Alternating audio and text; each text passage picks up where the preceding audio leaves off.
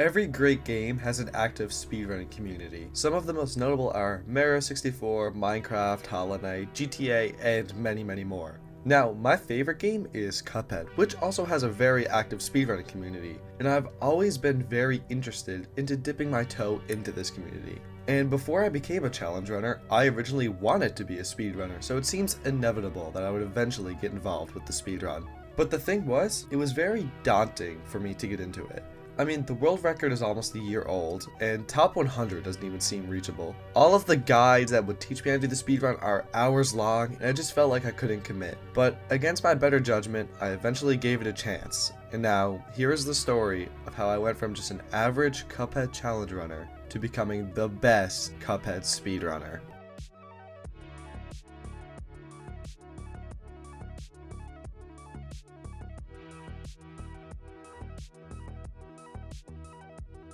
Before I get into this story, let me give you a brief overview of how Cuphead speedrunning works. As most of you know, there are many categories when it comes to speedrunning, but like most other speedruns, the most popular category is version 1.1 plus any percent. In this category, your only goal is to beat the game as fast as possible, using any means necessary. A rough outline of this route for the speedrun would look like this. Start a new save file, talk to Mac the Apple, beat Forest Follies with 5 coins, and buy Spreadshot and Lumbershot from Porkrind.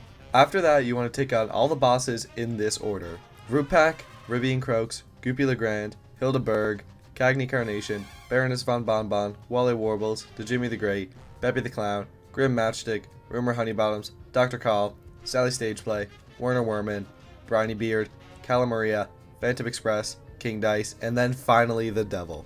Time ends as soon as you get knockout on the Devil. Sorry if that's confusing, but I promise it'll make more sense as we go on.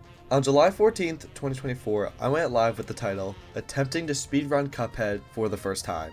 In this stream, I just booted up Cuphead with no prep, not knowing the speedrun route or any tricks involved. I simply just had the goal of beating Cuphead as fast as possible. And ultimately, it wasn't that fast. I died a couple times, I didn't use any trick or follow the proper route, which just slowed me down a ton. I kind of just did whatever I thought would be fast, and I was wrong a lot of the time. So I finished with a super slow time of 1 hour and 3 minutes. And hey, honestly, 1 hour for my first attempt isn't awful, but it's definitely not good compared to the good runs. In the same stream, I did try again, and I improved a lot with a time of 47 minutes and 53 seconds. Now, the question is, what changed between these two runs? Well, nothing much. The main difference was just that I died less. But still, 47:53 was a time to be proud of. That is, I was proud of it, until I realized that that would put me at place 282. So maybe I shouldn't be like too proud of it. But nonetheless, I hit submit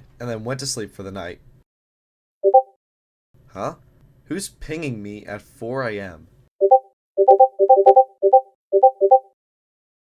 This is !YT, an astounding Cuphead speedrunner. He is the number 6 runner in the world on any percent, and he is so close to the world record of DLC percent. So needless to say, he's pretty good at the game. And he is DMing me. In these DMs, he is offering to teach me the ropes of the Cuphead speedrun, giving me tutorials and just helping me improve overall. So I guess that this story really starts on July 17th, 2024, when I had my first call with !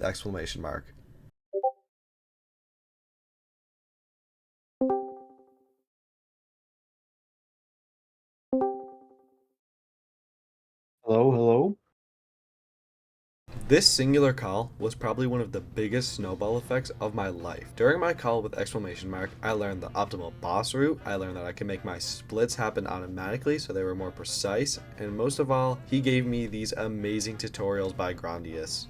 And following these tutorials made me way better at speedrunning. So a massive thank you to both ! and Grandius, because without them, this video would not have happened. So I sat down and watched the videos, and here's what I learned. Did you know that if you stand right here on the Rupak and Lava EX, it deals triple damage, and if you stand real close to any boss and then Lava EX, it'll deal double damage? And another thing, if you dash right here, frame perfectly, you can clip underneath the level, and if I use an EX and switch weapons real fast, it'll shoot the opposite weapon EX with an extra bullet. That's a lot of information to throw at you at once. to the point where it's overwhelming. My only point that I wanted to get across was that there's a lot of hidden mechanics and things happening in the background of the speedrun that you just don't notice until you do it for yourself. So you can see why I found it so intimidating to get into the speedrun. But real quick, I'm going to break down all the main glitches and exploits we use in the speedrun, so try and keep up. This is called a Galva swap.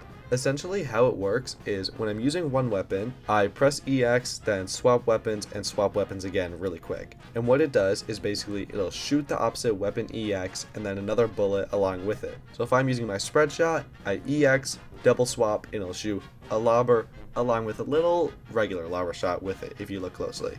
All this does is just allows me to deal slightly higher damage, and I can use EXs way quicker. Now for double and triple damage lobbers. How this works is essentially in version 1.1.5 of the game, which is the fastest version for any percent speedrunning, if you use the lobber EX next to a boss and the splash damage hits the boss instead of the projectile, it'll deal double damage to the boss.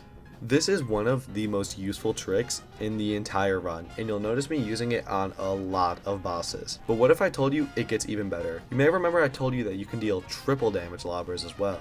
Well, this is more of a situational trick. How it works is that you get the splash damage and the projectile to hit the boss at the same time, in turn dealing 3x damage, which is so much better compared to the 2x or just the regular lobber EX. For example, on the root pack, I set up so that this plant is right between Cuphead's legs, and then I downwards right EX for triple damage. Also on the root pack, I line up my straw with this red line right here, and then same thing, I down right EX for triple damage again. I use this very situationally, and I'm still not very good at the trick, so I only really use it if it's on an aisle 1 boss. A glitch that isn't as useful but I still want to talk about is called ledge clip. Ledge clip is basically during Forest Follies, which is the single level that you'll reset the most on during the speedrun.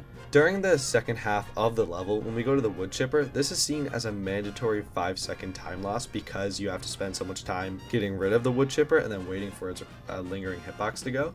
But if we fall here, dash frame perfectly, we can clip underneath the level and skip this, and then speed through the remaining parts of Forest Follies. This glitch is actually seen as more luck to hit than skill, just because of how hard it is to hit the frame perfect dash while you're falling. Luckily, there is a backup, where when we fall, if we don't hit the dash properly, instead get hit, land, dash, dash, turn around, jump, EX, and then we get hit again, and boom, we're on the other side of the mini boss and we can speed through the level. This is referred to as ninja clip, which is way more skill based and you can get it consistently.